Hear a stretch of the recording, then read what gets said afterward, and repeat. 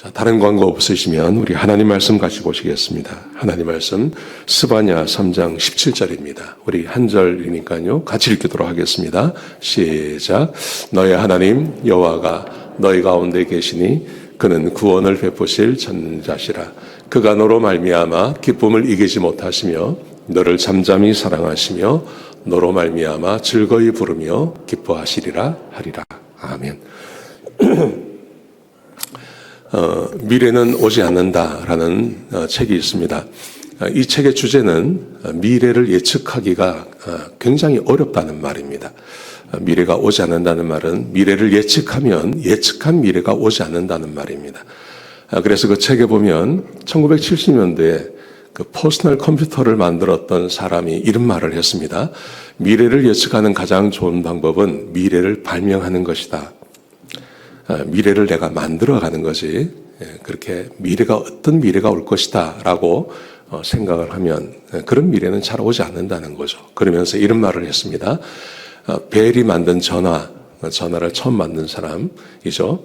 그 다음에 스티브 잡스가 아이폰을 만들었습니다. 근데 이것을 예측한 사람은 없었다는 거예요. 예측한 사람이 없었습니다. 그냥 만들어내어서 그게 생겨난 거지 그것을 예측하고 미리 준비한 사람은 없었다는 겁니다. 근데 더 재미있는 거는 제품이 등장했을 때도 세상을 바꿀 것이라고 생각하지 못했다. 그 전화나 아이폰이나 이런 것들이 세상을 어떻게 변화시킬지도 사람들은 잘 예측을 못했다는 겁니다. 여러분, 사람만 예측하는 능력이 있습니다. 미래를 예측하고 미래를 대비하지 않습니까? 그런데 사람이 미래를 예측하지만 그 예측한 대로 세상이 되지 않는다는 거죠. 우리는 예측하는 대로 되는 것 같지 않습니까? 근데 실제로 세상을 가만히 보면 그렇지 않다는 겁니다. 제가 예를 하나 더 들어드리겠습니다. 도시바라고 하는 일본 회사가 있죠. 저는 대학원 다닐 때 이 도시바 컴퓨터를 사용을 했습니다. 그 노트북이 나왔는데요. 이게 참 좋더라고요. 그래서 제가 몇 년을 이걸 썼습니다. 그래서 도시바라고 하는 회사를 굉장히 좋아했습니다. 개인적으로. 근데 이 회사가요, 굉장히 오래된 회사더라고요. 1875년대에 생겨났습니다. 저는 그냥 전자제품만 만드는 줄 알았더니 계열사가 굉장히 많아요. 뭐 의료 제품도 만들고 반도체도 만들고 방위 사업도 하고요. 또 철도 차량도 만들고요. 거기다가 원자력 발전소도 만드는 굉장히 큰 회사라고 합니다. 그래서 직원 수가 20만 명이 넘습니다. 그러니까 굉장히 큰 회사죠. 일본의 초인류급 회사죠. 근데 이 회사가 신문에 보니까 다다음 주 올해 12월 20일 날 상장을 폐지한답니다. 회사가 너무 힘들어져 가지고 이 그룹 전체를 운영할 수가 없는 겁니다. 그래서 상장을 폐지하고 모든 그 주식을 다 걷어들이고 그래서 다시 정비를 하지 않으면 이 도시바가 곧 망하게 생겼기 때문에 그렇게 한다 그래요. 근데 왜 이렇게 회사가 이렇게 되었나? 여러 가지 이유가 있는데 대부분이 예측을 잘못한 거예요. 예측을 잘못해서 팔지 말아야 할 회사를 팔아버리고 사지 말아야 할 회사를 사들이고 막 이런 식으로 해가지고 나라가 이 도시바가 망해버린 겁니다. 대표적인 것이 2006년도에 웨스팅하우스라고 하는 미국 회사입니다. 저 회사가 원자력 발전소의 원천 기술을 가지고 있다 그래요. 이 회사를 54억 달러를 주고 산 겁니다. 사서 사업을 하다가 동일본 대지진이 났죠. 2011년도에. 그때 3개의 원자력 발전소가 폭파가 됐는데요. 그중에 2개가 이 도시바가 만든 거예요. 투자를 했는데 이런 일이 생긴 겁니다. 그래서 그때부터 전 세계적으로 이 원자력 발전소 사업이 아주 이렇게 침체가 들어갔습니다. 그래서요, 이 회사를 팔아버린 거예요. 웨스팅하우스를 아주 헐값에 팔았습니다. 팔고 나니까 최근에 지금 우크라이나 전쟁이 나지 않았습니까? 우크라이나 전쟁이 나면서 다시 이 원자력 발전소가 다시 곽광을 받게 된 거예요. 그때 이미 때는 늦은 거예요. 회사가 이런 식으로 뭔가를 예측하고 회사라고 하는 것이 온 세상에 이 브레인들이 다 모여 있지 않습니까? 그래서 계속 미래를 예측해 나가면서 뭘 발전시켜 나가는데 이 도시바가 이걸 못하는 거예요. 도시화만 그런 게 아닙니다. 보니까요, 최근에 사이버 트럭이라고 이 테슬라에서 이 트럭이 나오지 않았습니까? 원래 계획했던 것보다 2년 늦게 나왔어요. 2년 늦게 나왔는데 문제는 뭐냐 하면 가격이 거의 2배가 오른 거예요. 원래 계획했던 것보다 가격이 2배로 오른 겁니다. 그래서 일론 머스크가 그런 말을 했다 그래요. 이 사이버 트럭이 아마도 우리의 무덤이 될 것 같다. 무덤을 우리가 판 것 같다. 이거 큰일 났다. 이런 식으로 이야기를 한다 그래요. 예측이 잘못된 거예요. 여러분, 세상 사람들은 사람이 우리가 뭐 미래를 예측하고 그러면 미래 우리가 예측한 대로 세상이 되는 것 같고 그런 것 같지만 전혀 그렇지 않습니다. 세상은 그렇지 않아요. 그런데 예측한 것이 정확하게 맞는 유일한 것이 있습니다. 그게 뭐냐 하면 성경입니다. 하나님의 말씀은 수많은 약속들이 있고 예측들이 있는데요. 그게 그대로 되어지는 거예요. 저는 그래서 오늘 두 가지 성경을 보려고 합니다. 우리가 지난주에 큐티를 했는데요. 스바냐서를 이제 매치를 하고 그리고 골로새서가 또 진행이 되었죠. 11월 말에 그리고 12월 초에 스바냐와 골로새서를 지금 우리가 하고 있습니다. 그런데 이 두 성경 사이에 간격이 몇 년이냐면 700년입니다. 두 성경이 700년이 떨어져 있는 것입니다. 스바냐는 구약이고 골로새서는 신약입니다. 그런데 스바냐는 BC 600년경에 쓰여졌습니다. 골로새서는 AD 60년경에 쓰여졌습니다. 약 700년의 간격이 있는데요. 참으로 놀라운 것은 스바냐의 예언이 골로새서에서 그대로 이루어진다는 것입니다. 스바냐에서 무엇을 예측했냐 하면 이스라엘 백성들이 굉장히 절망적인 상황을 보여줘요. 그래서 이 나라가 완전히 망해버리는 겁니다. 그 많은 그 상황 가운데서 하나님께서 구원을 약속하십니다. 갑자기 하나님께서 구원을 약속하세요. 그리고 골로새서에 와서 이스라엘 백성들이 그렇게 바라고 전 인류가 바라는 예수 그리스도를 통한 구원이 우리에게 어떻게 이루어지게 되었는지를 우리에게 보여주는 거예요. 700년 전에 스바냐서를 통해서 예언하셨던 그 말씀이 700년이 지나서 예수 그리스도를 통해서 정확하게 이루어지는 것을 우리가 보게 될 것입니다. 오늘 이 설교를 통해서 성경이 얼마나 정확한 책인지 하나님이 쓰셨다는 것과 우리가 이 성경을 믿고 살면 하나님께서 우리에게 어떤 복과 은혜를 주시는지를 함께 나누기를 원합니다. 자, 먼저 스바냐서를 보시기 바랍니다. 스바냐서를 보시면요. 스바냐는 예레미야, 나훔, 하박국과 함께 시대에 있었던 그 선지자입니다. 이게 언제냐 하면 남유다가 망하는 시기입니다. 그래서 BC 600년경이라고 말하는 것입니다. 여기 내용을, 스바냐 내용을 보시면 아주 간단해요. 3장밖에 되지 않습니다. 읽어보시면 한 5분이면 다 읽습니다. 내용이 뭐냐 하면 백성이 패역합니다. 패역한 백성들이 등장합니다. 그래서 하나님의 심판이 임박했음을 그들에게 알려줍니다. 그리고 하나님께서 왜 진노하시는지, 하나님의 말씀에 순종하지 않는 그들에게 진노하시는 이유를 설명을 해줍니다. 그리고 말하기를 은과 금으로도 하나님의 진노에서 벗어날 수 없다고 경고합니다. 그리고 회개하라고 이야기합니다. 그런데 이스라엘 백성들이 회개하지 않습니다. 회개하지 않기 때문에 하나님의 진노가 결정되어졌다고 말씀하십니다. 이러면 끝이에요. 이러고 이제 망하는 겁니다. 그런데 스바냐서를 읽어보시면 3장에 보면 하나님의 구원이 거기 기록되어져 있어요. 회개를 촉구하고 그럼에도 불구하고 회개하지 않는 백성들. 그래서 하나님께서 어쩔 수 없어서 그들에게 심판을 말씀하십니다. 그래서 심판받고 끝나면 끝입니다. 그런데 거기에 하나님의 구원의 계획이 기록되어져 있다는 거죠. 이것은 스바냐서만 그런 게 아닙니다. 구약을 읽어보시면요. 구약의 모든 선지자가 다 이걸 이야기하고 있어요. 하나님의 구원의 계획을 이야기하고 있어요. 자, 이걸 제가 몇 가지 성경을 통해서 보여드리겠습니다. 보십시오. 패역한 백성을 보십시오. 3장 1절에 보시면 패역하고 더러운 것 포악한 그 성읍이 화 있을진저 예루살렘을 말하는 것입니다. 그가 명령을 듣지 아니하고 교훈을 받지 아니하며 여호와를 의뢰하지 아니하고 자기 하나님께 가까이 나아가지 않는다고 말합니다. 하나님을 총체적으로 떠나는 것을 말하는 것입니다. 그 다음 말씀해 보시면 좀 더 구체적으로 백성들이 어떻게 하나님을 패역하는지 이렇게 설명하고 있습니다. 방백들은 부르짖는 사자요. 방백은 지도자를 말하는 것입니다. 왕을 비롯해서 지도자들 말하는데 이 사람들은 아주 포악한 사자와 같습니다. 백성을 잡아먹습니다.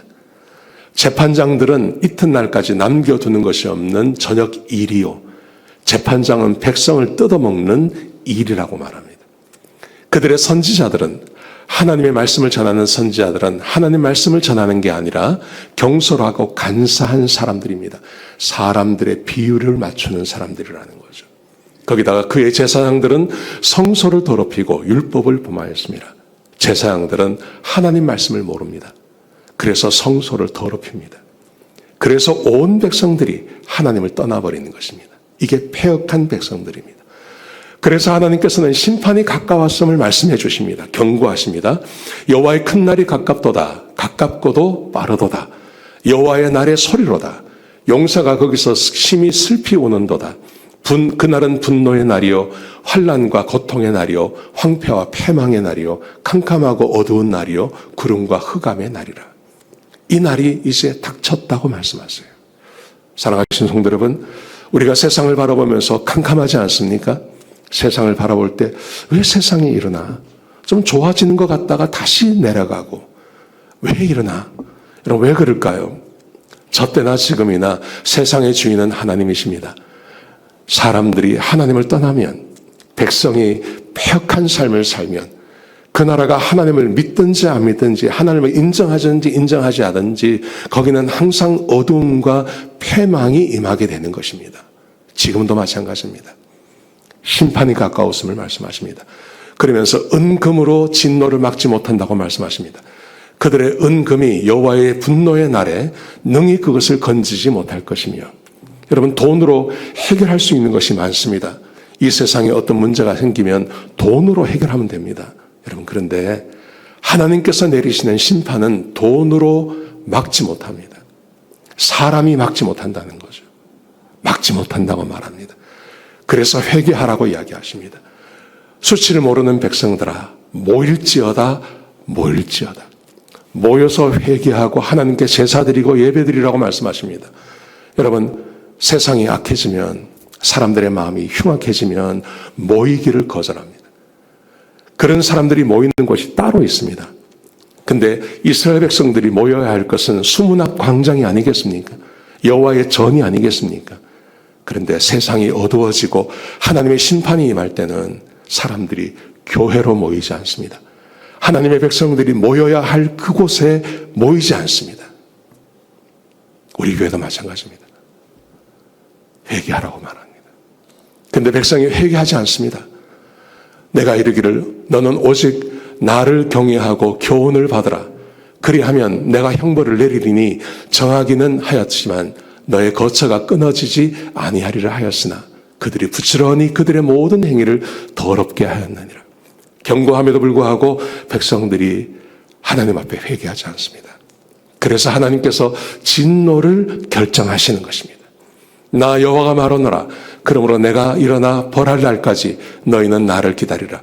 내가 뜻을 정하고 나의 분노와 모든 진노를 쏟으려고 여러 나라를 소집하며 왕국들을 모으리라. 온 땅이 나의 질투의 불에 소멸되리라. 이스라엘을 하나님께서 이제 망하게 하실 거라고 말씀하십니다. 여러분 이 말씀대로 되어집니다. 실제로 BC 586년에 바벨론이 쳐들어오지 않습니까? 그리고 나라가 망해버립니다. 남유다의 마지막 왕이 시드기야 왕입니다. 이 시드기야 왕이 마지막으로 본 것이 있습니다. 그의 눈앞에서 마지막으로 본 것이 그에게 10명의 아들이 있었는데 그 바벨론 왕이 그 10명의 아들을 죽여버립니다. 그리고 죽인 다음에 그 사람의 눈을 빼버립니다. 그리고 바벨론으로 잡아갑니다. 나라가 완전히 망해버립니다. 모든 신하들과 귀족들은 바벨론으로 잡혀가고 남아있는 천민들이 있었습니다. 이 사람들은 애굽으로 내려가 버립니다. 그래서 예루살렘은 사람이 살 수 없는 땅이 됩니다. 성전도 무너지고 성벽도 무너지고 사람이 살지 않는 땅이 되어버렸습니다. 하나님께서 말씀하신 대로 된 것입니다. 여러분 이 정도 되면 끝난 거 아닙니까? 그렇게 하나님께서 예레미야를 보내고 학개를 보내고 하박국을 보내고 그리고 스바냐를 보내고 돌아오라고 회개하라고 그렇게 말했는데 백성들이 말하지 않아요. 그리고 나라가 끝났어요. 이 정도면 끝난 거죠. 그런데 참으로 놀라운 것은 그 마지막에 하나님께서 절망하지 아니하시고 하나님의 구원의 계획을 말씀하시는 거예요. 이게 스바냐에 기록되어져 있는 거예요. 보십시오. 그때 그렇게 백성들이 하나님 말씀을 폐역하고 그들이 잡혀가고 나라가 끝났는데 그때가 되면, 어느 때가 되면 내가 여러 백성의 입술을 깨끗하게 하여 그들이 다 여호와의 이름을 부르며 한 가지로 나를 섬기게 하리니. 여러분, 이스라엘 백성들이 하나님을 섬기지 않는데 어느 백성이 하나님을 섬기겠습니까? 그렇지 않습니까? 이스라엘 백성들은 얼마나 복된 백성입니까? 그들에게 얼마나 위대한 지도자가 있었고 선배들이 있었고 조상이 있었습니까? 그들에게 내려주신 하나님의 은혜가 얼마나 큽니까? 그런데 이 이스라엘 백성도 하나님을 섬기지 않아요. 근데 도대체 누가 하나님을 섬길 수 있단 말입니까? 근데 하나님께서 말씀하십니다. 내가 그때가 되면 내가 여러 백성의 입술을 깨끗하게 하고 그들이 다 여호와의 이름을 부르고 한 가지로 나를 섬기게 될 것이다. 하나님께서 미래를 말씀하시는 거예요. 내게 구하는 백성들, 곧 내가 흩은 자의 딸이 구스의 강 건너편에서부터 예물을 가지고 와서 내게 바칠 것이다. 먼 곳에서부터 와서 나를 제사하는 자들이 생겨날 거다. 바로 코앞에 있는 예루살렘에 살고 있는 자들도 하나님을 섬기지 않는데요. 하나님께서 말씀하시기를 먼 곳에서 사람들이 와서 나를 섬기게 될 거라고 말씀하시는 거예요. 이게 어떻게 가능한 말입니까?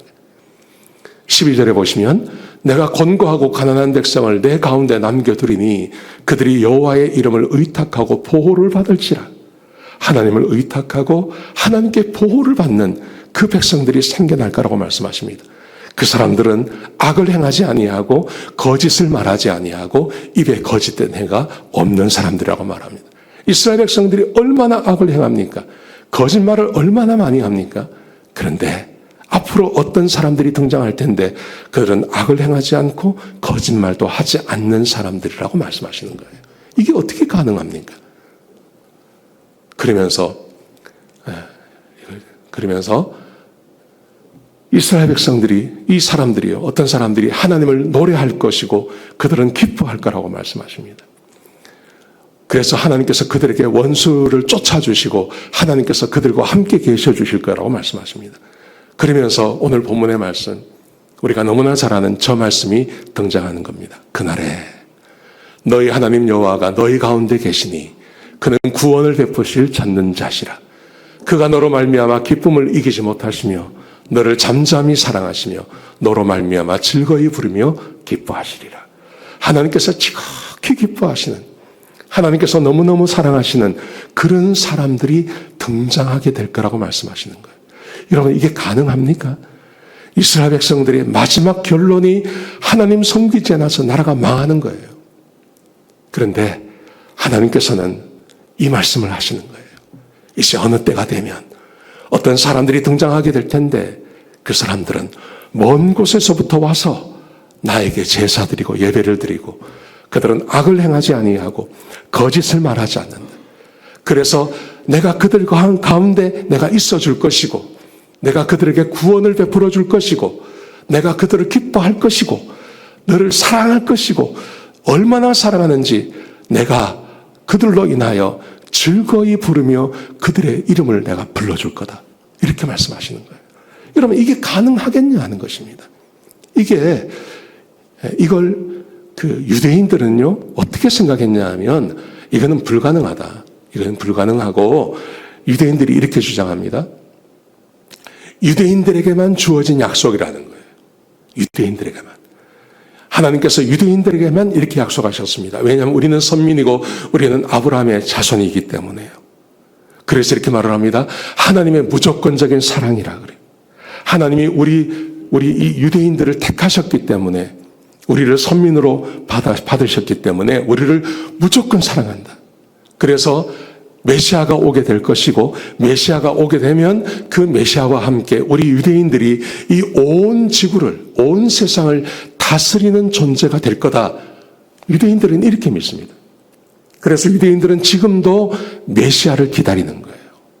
메시아가 오시면 그분이 우리를 기뻐하실 것이고 우리 가운데 계실 것이고 우리와 함께 온 세상을 다스리며 악한 자들을 패배시키는 그런 하나님의 나라가 이 땅에 임할 거라고, 이 땅에 세워질 거라고 그 유토피아를 꿈꾸고 사는 거예요. 여러분, 그런데 보십시오. 우리가 지난 며칠 동안 잠언을 보지 않았습니까? 그 잠언이 주고 있는 교훈이 뭐죠? 유대인들을 하나님께서 사랑하시는 것입니까? 아닙니다. 그게 아니라 하나님을 경외하는 자를 하나님께서 사랑하시는 거예요. 아멘이시죠? 유대인들을 사랑하는 게 아닙니다. 그게 아니라 하나님께서 사랑하시는 사람은 하나님을 경외하는 자입니다. 그래서 이렇게 말씀하시는 것입니다. 겸손과 여호와를 경외함의 보상은 재물과 영광과 생명이니라. 유대인이기 때문에 하나님께서 그들에게 생명을 주시는 게 아니라 하나님을 경외하는 자에게 이 은혜를 주시는 것입니다. 여호와께서 주시는 복은 여호와를 경외하는 자에게 주시는데 그것은 부하게 하시고 근심과 금심을 겸하여 주지 아니하시는 것입니다. 너의 행사를 여호와께 맡기라.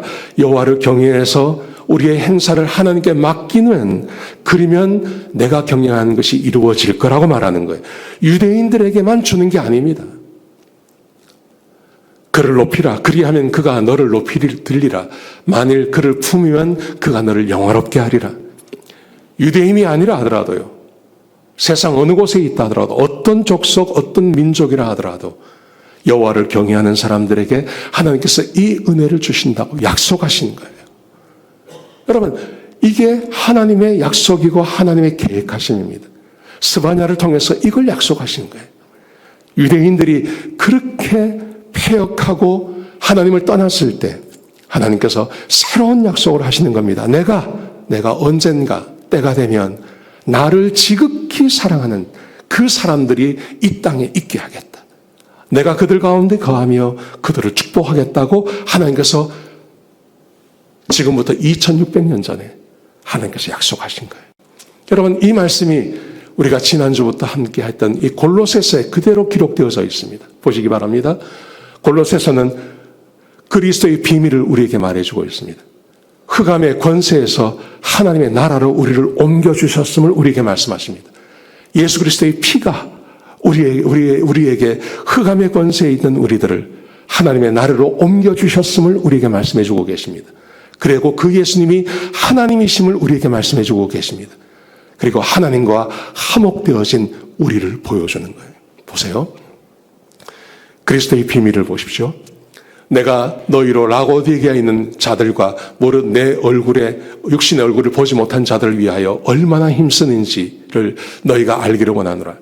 이는 그들로 마음의 위안을 받고 사랑 안에서 연합하여 확실한 이해의 모든 풍성함과 하나님의 비밀인 그리스도를 깨닫게 하려 함이라. 사도 바울이 골로새 교회를 위해서 그가 기도하고 있는 겁니다. 골로새 교회를 가지는 못해요. 그래서 편지를 보내는 거 아닙니까?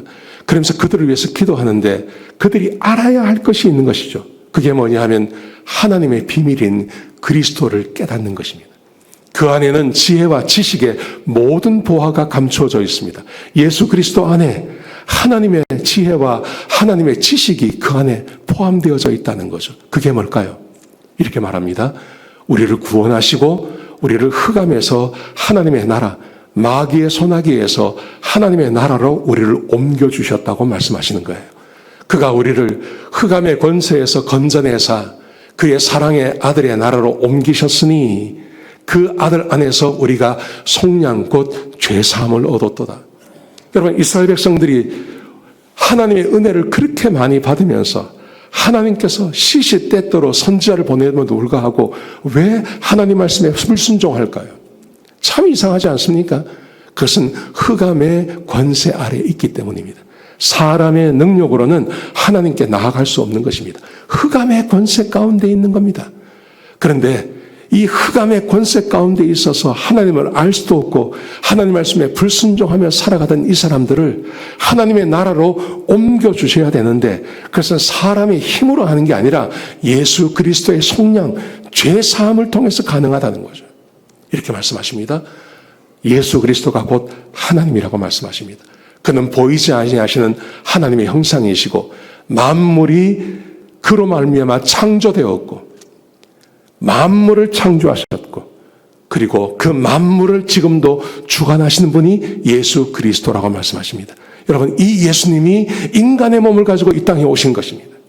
이 땅에 오셔서 우리를 위해서 십자가에 못 박혀 죽으신 거죠. 그래서 이렇게 말하는 겁니다. 그의 십자가의 피로 화평을 이루사 어떻게 죄 안에 살할 수밖에 없고, 그래서 죄에 찌들어져 있는 우리들이 어떻게 하나님의 나라로 옮겨갈 수 있습니까? 마귀의 자녀에서 어떻게 하나님의 자녀가 될 수 있습니까? 그것은 예수 그리스도께서 십자가의 죽으심으로 그의 화목제물이 되셨으므로 그 예수를 믿는 자는 누구든지 이제는 더 이상 마귀의 자녀가 아니라 하나님의 자녀로 거듭나게 되는 것이죠. 여러분, 이것을 십자가의 피, 이것을 하나님의 지혜라고 말하는 것입니다. 그러면서 말씀하시기를 자기와 화목하게 되기를 기뻐하심이라. 예수 그리스도를 통해서 우리가 하나님과 화목하게 된 것이죠. 화목하게 된 우리들에게 하나님께서 부어주시는 은혜가 있습니다.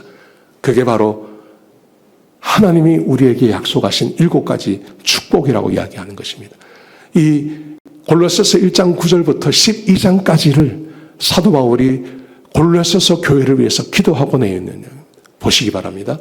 이로써 우리로 듣던 날부터 너희를 위하여 기도하기를 그치지 아니하고 구하노니 너희로 하여금 모든 신령한 지혜와 총명의 하나님의 뜻을 아는 것으로 채우게 하시고, 사도 바울이 기도할 때마다 그치지 않고 기도하는 것 7가지를 말합니다. 첫 번째, 하나님의 뜻을 아는 것.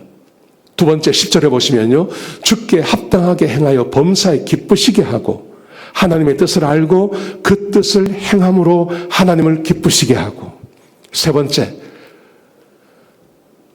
모든 선한 일에 열매를 맺게 하시며, 모든 선한 일을 하여 하나님께서 원하시는 열매를 맺게 하고, 네 번째, 하나님을 아는 것에 자라게 하시고, 하나님을 처음 안 것에서 끝나지 아니하고 계속해서 하나님을 잘 알아가는 것, 자라가는 것이 늘어나는 것을 말하는 거죠.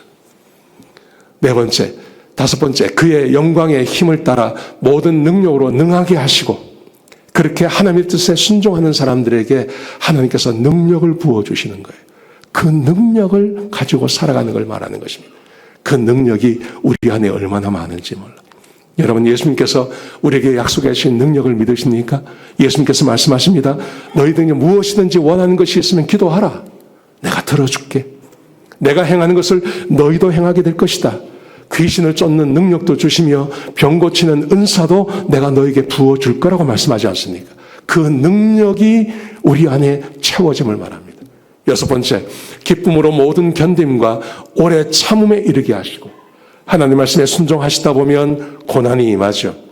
근데 그 고난을 참고 이겨내는 것을 말하는 것입니다. 마지막 7번째, 우리로 하여금 빛 가운데서 성도의 기업의 부분을 얻게 합당하게 하신 하나님께 감사하게. 성도의 기업의 부분, 이것은 천국을 말하는 것입니다. 천국을 소망하는 삶을 말하는 것입니다. 여러분, 이 7가지가 하나님께서 우리 가운데 부어주신 하나님의 은혜라고 말해요. 보세요. 아까 스바냐에서 뭐라고 얘기했습니까? 너의 하나님 여호와가 너희 가운데 계시며 너를 지극히 사랑하셔서 바라보신다고 말씀하지 않습니까? 그 말의 의미는 하나님께서 우리에게 은혜를 주신다는 말이에요. 그 은혜가 뭡니까? 여기서 말하는 7가지. 하나님을 알게 되는 것. 하나님을 기쁘시게 하고 선한 열매를 맺고 하나님을 더 많이 알아가고 능력을 우리에게 부어주시며, 그래서 기쁨 가운데 이 세상에서 오는 고통을 참아낼 수 있으며, 그리고 천국을 소망하는 삶을 사는 것을 말하는 거예요. 여러분, 이 그리스도인이 누굽니까? 우리를 말하는 거예요. 스바냐에서 약속하셨던 그 은혜가 정확하게 700년이 지나서 예수 그리스도를 통해서 하나님의 백성들이 새로 태어나는 것을 말하는 것입니다. 예수를 믿음으로 성령께서 다시 우리 가운데 거하시며 성령이 우리 가운데 오셨기 때문에 하나님을 알게 되는 것입니다. 하나님의 뜻을 알게 되는 것입니다. 하나님의 말씀대로 살고 싶은 능력이 생겨나는 것입니다. 그리고 그 능력대로 살아가는 사람들에게 하나님께서 함께 해주셔서 하나님의 약속하신 능력을 우리에게 부어주시는 걸 말하는 거죠. 그래서 삶의 고통과 어려움을 이겨내며 그리고 영원한 본향인 천국을 바라보며 살아가는 삶. 그게 우리 그리스도인 아니겠습니까? 근데 우리들이 하나님께서 약속하시는 그것이 700년이 지난 다음에 예수 그리스도를 통해서 이 세상에 태어났고 그 예수님으로부터 2000년이 지나왔지만 우리 한국 사람들에게 복음이 증거되어지고 미국이라고 하는 타향에 와서 우리가 교회를 세우고 우리가 이렇게 와 있다는 것. 하나님께서 약속하신 대로 그 말씀이 우리에게 이루어졌음을 말하는 거예요. 아멘이십니까? 여러분, 그러므로 우리가 무엇을 기대할 수 있을까요? 우리는 하나님을 알 수 있어요. 아멘이시죠? 하나님 말씀 묵상하고 기도하고 그 말씀 들어서면 하나님을 알 수 있어요. 그리고 하나님을 기쁘시게 하실 수 있어요. 하나님의 뜻대로 살 수 있어요. 하나님께서 우리를 하나님을 더 많이 알 수 있어요. 그리고 하나님께서 우리에게 능력을 부어주세요. 우리가 기도하면 하나님께서 들어주세요. 보좌가 움직이세요. 우리의 기도에 하나님께서 응답하셔서 불가능한 것이 가능하도록 해주시는 거예요. 그리고 이 삶의 무게를 이겨낼 수 있는 거죠.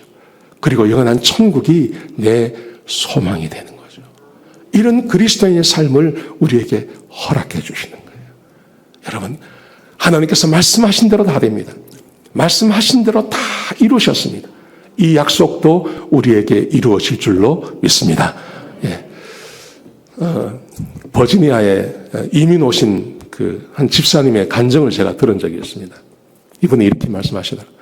자기가 한국에서 교회 안 다니다가 남편과 함께 어떻게 아이 둘 데리고 버지니아로 이제 이민을 오게 되었어요. 이민을 왔는데 이분은 그 미용사세요. 미용사. 한국에서 미용실을 하셨던 분이고 남편은 금형 그 공장에서 일하시는 분이었어요. 근데 누구 초청으로 이제 오게 됐는데 문제가 뭐냐면 영주권이 잘 안 되는 거예요. 영주권이 나와야 뭐 살 수 있는데 남편을 통해서 영주권을 얻으려고 그랬는데 이 회사에서 영주권을 잘 안 내주는 거예요. 아파트에 들어갔습니다. 그 옛날에는 그 동네는요, 아파트에 들어가고 하면 무슨 신분이 확실해야 되는 거예요. 유학을 오든지 뭐가 있어야 되는데 이분들은 신분이 없으니까 아파트에서 조금 나가라 그러는 거예요. 얼마나 불안합니까? 사는 게 얼마나 힘듭니까? 그래서 이분이 막 이제 신문을 찾는 겁니다. 신문을 찾아서 영주권을 내준다는 그 말만 나오면 변호사도 찾아가고 회사도 찾아가고 어떻게 해서든지 이 신분 문제를 해결하려고 애를 쓴 거죠. 근데 이게 안 돼요. 여러분 아시겠지만 이렇게 외통수에 맡기면 그러면 이제 교회를 나가지 않습니까? 교회를 나갔어요. 교회를 나가서 성경을 좀 배우고 기도하는 것도 좀 알고 그랬는데 그 교회에 있는 큐티 모임에 들어가게 된 거예요. 근데 그 교회에서요, 이 여호수아서를 큐티를 쭉 해나가더랍니다.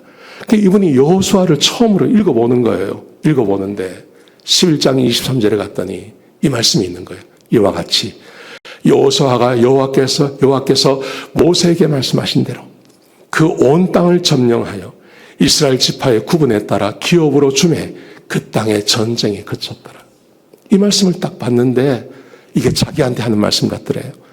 한국으로 돌아갈까? 이 생각을 왜 안 했겠습니까?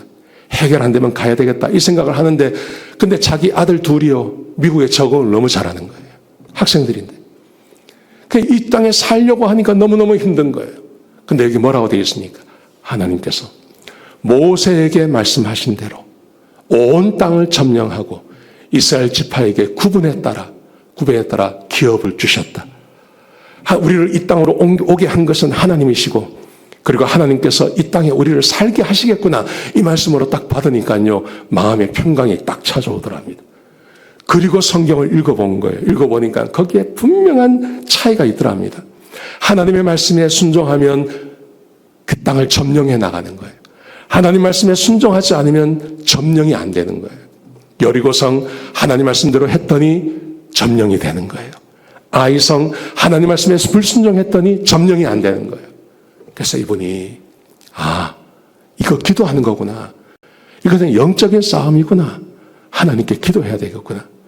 그때부터 이분이 하나님 앞에 엎드려 기도하는 거예요. 하나님, 우리 영주권 필요합니다. 하나님 영주권 주십시오. 영주권 주십시오.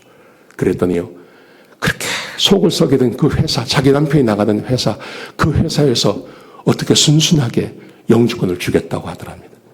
그래서 남편을 통해서 영주권을 받은 거예요. 남편을 통해서. 그 회사에서 그걸 준 거예요. 받은 거예요. 영주권 나오니까 얼마나 좋습니까? 그리고 아이들이 이제 마음 편하게 살 수 있지 않습니까? 근데 문제는 뭐냐 하면 마음은 편하면 뭐 합니까? 먹고 살아야죠.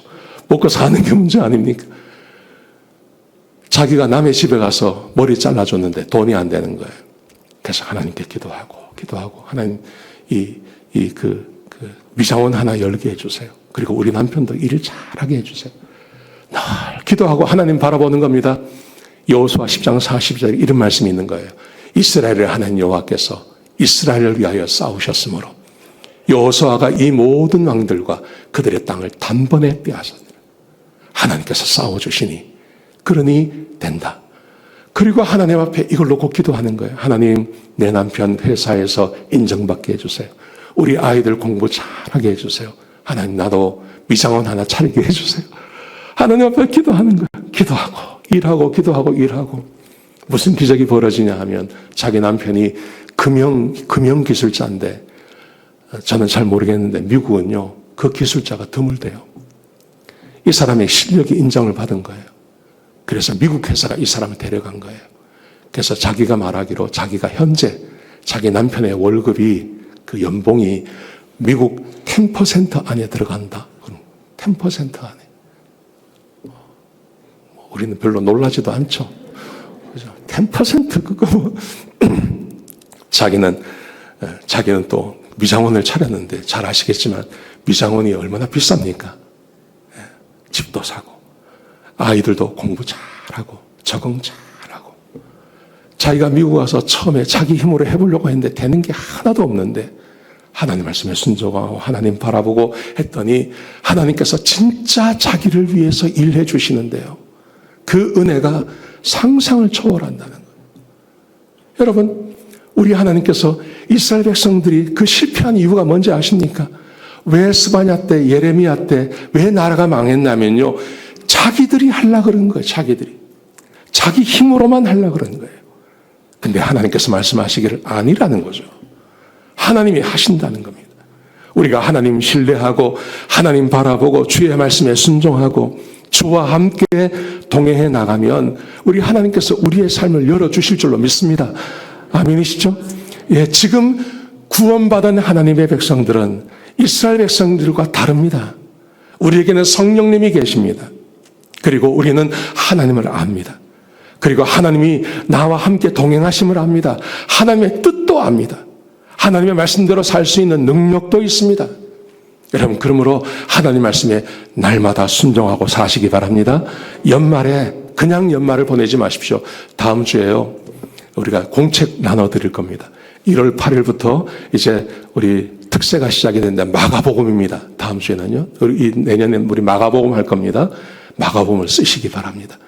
연말까지 괜히 텔레비 보지 말고 드라마 보시지 마시고 그것만 시간 보내지 마시고 가끔 보시고, 예, 마가복음 한번 써보시기 바랍니다. 다음 주에 아마 노트가 준비가 될 겁니다. 그러면 그렇게 연말을 보내시고 또 새해를 맞으시고 우리가 하나님께서 약속하신 대로 하나님의 힘과 능력이 함께 하시는 그런 복된 연말이 되시기를 주의 이름으로 축복합니다.